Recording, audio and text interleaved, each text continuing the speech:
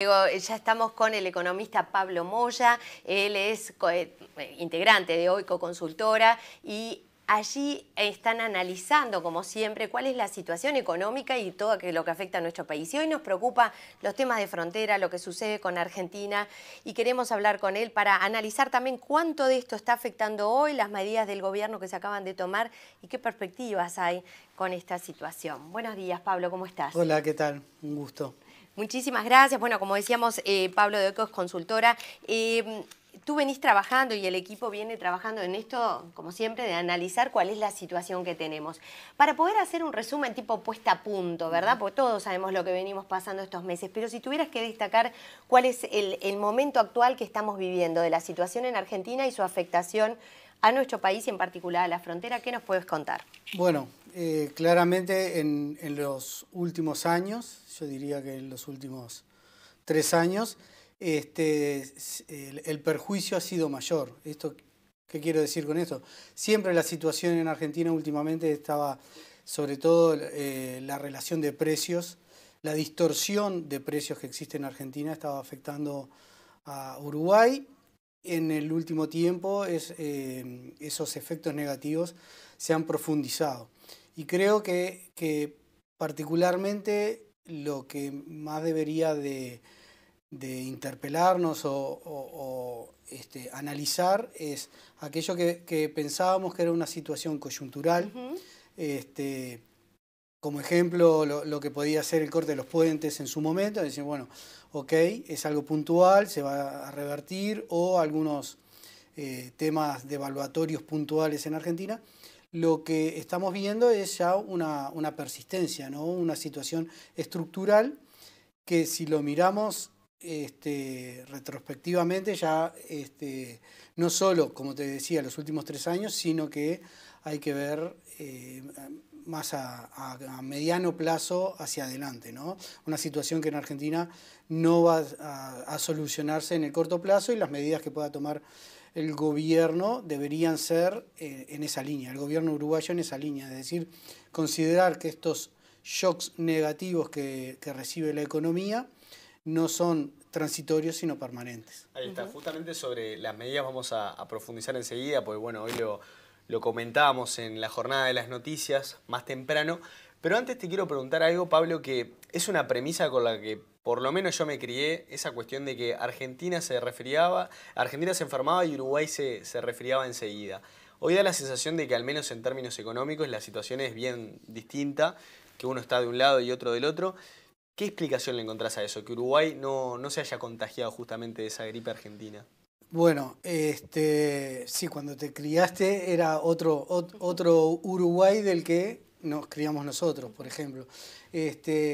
En los 90, simplemente para algunos números, en los 90 el comercio con Argentina, las exportaciones a Argentina representaban algo así como el 25%, y con Brasil algo así como el 35%. Es decir, concentrábamos con nuestros vecinos regionales mucho comercio bilateral.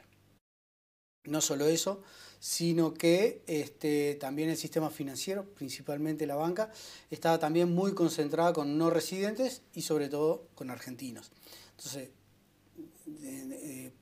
producto de la crisis 99-2002, donde eso pegó muy fuerte, sobre todo por los problemas devaluatorios en Brasil, en Argentina y luego en Uruguay, y la recomposición del sistema bancario en Uruguay.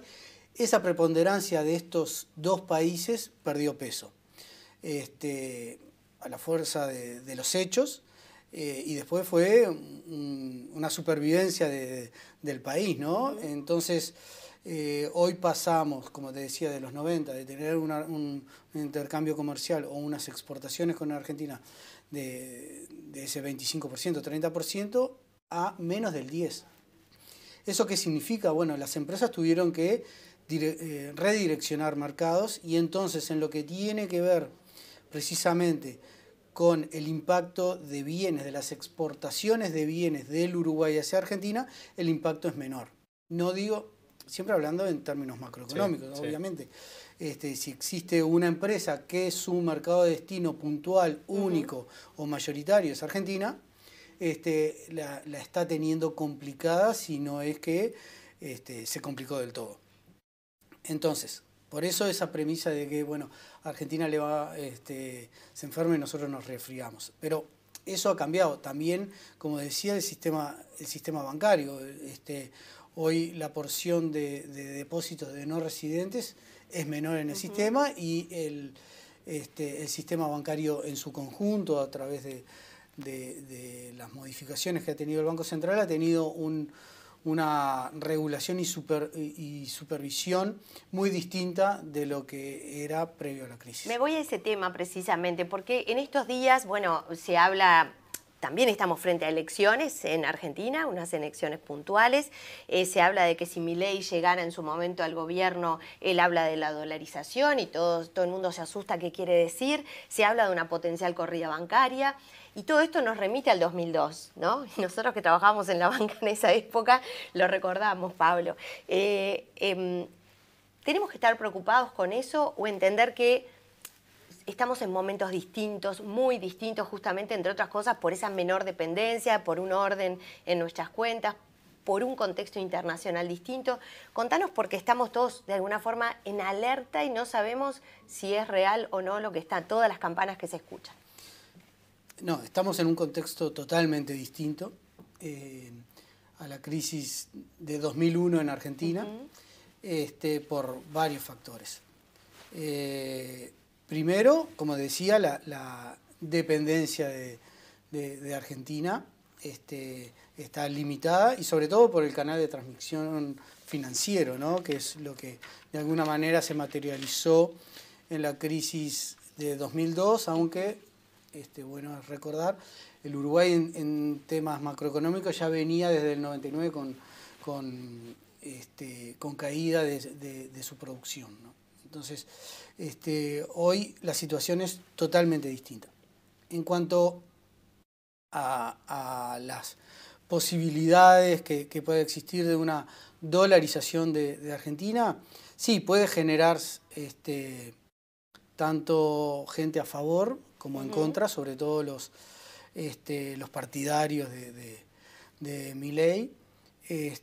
Creo que es un eslogan que está calando muy hondo en cierto público, en ciertos electores, aunque yo lo defino que es un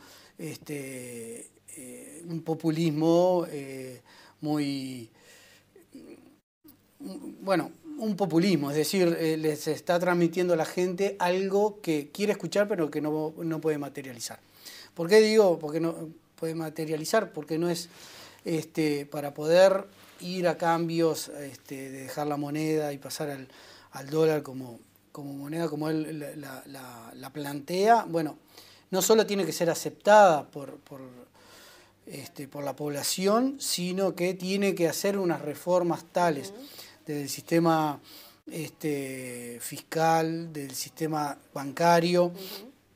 Tener dólares. Tener dólares es lo primero. Entonces, tiene que pasar un cierto periodo de tiempo de adecuación que, en el mejor de los casos, pasará en un país normal, si se me permite, un país normal, 2 años. Argentina no es un país normal. Tiene sus problemas. Pasaría todo el periodo de gobierno quizás sin lograrlo. Por eso es impracticable. Es impracticable. Aparte, todo el recorrido que tendría que realizar para poder implementarlo es lo que cualquier gobernante o cualquier asesor macroeconómico le diría al gobernante que tendría que transitar para mantener la moneda. Claro, es decir, cuentas públicas ordenadas, déficit, superávit fiscal, superávit comercial, en fin. Todo lo que está lejísimo en este momento. Exactamente, Argentina. Exactamente. Bien, Pablo, una duda puntual antes de ir a las medidas del gobierno rápidamente sobre eso. He visto varias noticias que impactan considerablemente en la evolución del dólar en Argentina. Pienso rápidamente en ese rumor que estaba sobre la posible renuncia de Massa, que hizo que el dólar se disparara muchísimo. Previamente lo del Mundial, que uno podía intuir que esa consagración de Argentina tal vez podía hacer que el dólar se detenga, que esa suba se frene, porque evidentemente, aunque parezca mentira, son cosas que impactan muchísimo en el ánimo de la gente, bueno, en el humor poblacional en general, pero además en el gobierno. Sin embargo, hemos visto una escalada que prácticamente no ha tenido freno, salvo la última semana que se ha estabilizado un poco más. Pero estamos hablando de un dólar en el entorno de los 480 en el cambio blue, ¿no? ¿Qué explicación se le ve aquí desde Uruguay para que el país no reviente, digamos, como decimos coloquialmente? Bueno, porque sí. Vos hablás de una Argentina normal, capaz que es un poco por eso, ¿no? Sí, es muy difícil entender, siempre lo comento, con la cabeza de un no argentino a Argentina. Para nosotros se nos hace difícil sin haber estado. Quiero decir, si alguien no ha convivido, trabajado en Argentina, es muy difícil ver cómo las empresas generan distintos tipos de estrategias para poder ir conviviendo con inflación casi de 2 dígitos mensual. Claro, por ejemplo, los supermercados cambian precio todas las semanas, ¿no? Exactamente. A diario. El supermercado, el proveedor, sí. El proveedor que tiene que vender ese producto al supermercado que produjo en el mejor de los casos hace 30 días, cuando no, 60, 90, y quizás va a cobrar dentro de 90 más. Es decir, pasan 180 días y entre esos 180 días el valor de la mercancía vale la mitad. Por eso digo, ¿cómo no revienta ese país? Digo, cerraron muchos comercios, pero todavía la cosa se mantiene. Bueno, como digo, 40% de pobreza, ¿verdad? 17 millones de habitantes están bajo la línea de pobreza. Sí. No explota, pero está en una situación grave. Dos puntualizaciones. Como digo, no explota por toda esa ingeniería que lo van materializando, y también que cuando se ven al borde del abismo desde el gobierno dicen, bueno, ok, vamos a generar un incentivo por lo menos para que los exportadores, por ejemplo, los agropecuarios, liquiden su producción, se hagan de los dólares, o vamos a hacer una gestión para que el Fondo Monetario nos pueda auxiliar. O sea, siempre consiguen un mecanismo, una válvula de escape para que, ¿por qué? Nosotros se nos hace muy difícil tener una lógica de gigante como es Argentina cuando somos enanos. Esa es la realidad. A nivel internacional, lo que impacta, entre comillas, un quiebre de un país como Argentina en el concierto mundial no es lo mismo de lo que puede impactar a nivel de Uruguay. Entonces, los organismos multilaterales, los países en general, tratan de que esa situación de que no caiga. Eso por un lado. Y lo que tú, Rosario, puntualizabas sobre los niveles de pobreza, no solo es alarmante, preocupante, indignante esos niveles, sino lo peor es cómo se concentra en los niveles más bajos etarios, ¿no? En la niñez. Es decir, eso no solo genera el problema hoy, sino que genera para 2, 3 generaciones. Y alguna crítica que se hace sobre los planes de ayuda, planes sociales y demás, que son muy válidas esas críticas. Lamentablemente hoy existe un asalariado formal que aún trabajando y percibiendo esos planes sigue estando por debajo de la línea de necesidades básicas insatisfechas. Es decir, si no tuvieran esos planes y aún teniendo un trabajo formal, son pobres. Entonces no es que, por supuesto que existe todo una parte de los que reciben los planes que no trabajan ni son prebendarios, en fin, pero también existe una parte de la población que aún trabajando, sin esas ayudas, caerían aún más debajo, ahí caerían ya llegaría a la indigencia. Brasil hablaba, estuvieron reunidos con Lula, el presidente Fernández, y Brasil le decía que va a intentar ayudarlo. ¿De qué manera te parece que Brasil lo puede ayudar y en qué forma esto podría afectarnos? Bueno, La ayuda, creo que si uno analiza bien el discurso de Lula cuando recibió, fue muy amable, muy cordial y que les va a ayudar, pero también dijo de alguna manera el por qué lo va a ayudar. En realidad se está ayudando a los exportadores brasileños, ¿no? Claro, que hoy tienen un gran problema, así como tenemos los exportadores uruguayos. Claro, el comercio bilateral entre Argentina y Brasil es mayor y está muy interrelacionado. Entonces, creo que la ayuda concreta va a venir en poder liquidarle las exportaciones a los brasileros, darle ese financiamiento del lado del gobierno brasilero y cuando Argentina tenga la moneda, porque en realidad también existe la posibilidad de transar en salirse del dólar, bueno, que el gobierno o el Banco de Desarrollo brasilero sea el financiador de esas exportaciones brasileras para los argentinos. Nos vamos a tener que ir, pero no nos queremos ir sin poder comentar lo que son las últimas medidas tomadas por el gobierno nacional respecto a todo lo que es el apoyo a la frontera. ¿Cuál te parece a vos, si te parece que son adecuadas estas medidas, si son suficientes, y cuáles te parece que de pronto hay que abordar y que no se hayan abordado hasta ahora? Sí, claramente son adecuadas porque hoy está muy castigado todo el comercio fronterizo. Más que el comercio, diría la producción fronteriza, ¿no? La generación de puestos de trabajo, porque estaban muy vinculados con la proximidad de Argentina. Y eso es negar que uno tiene un proveedor al otro lado del río y no atenderlo sería muy necio. Entonces, esas medidas son adecuadas, son insuficientes, como decía. Esto es más estructural, pero el gobierno tendrá que no puede generar una isla departamental excluido del resto del Uruguay.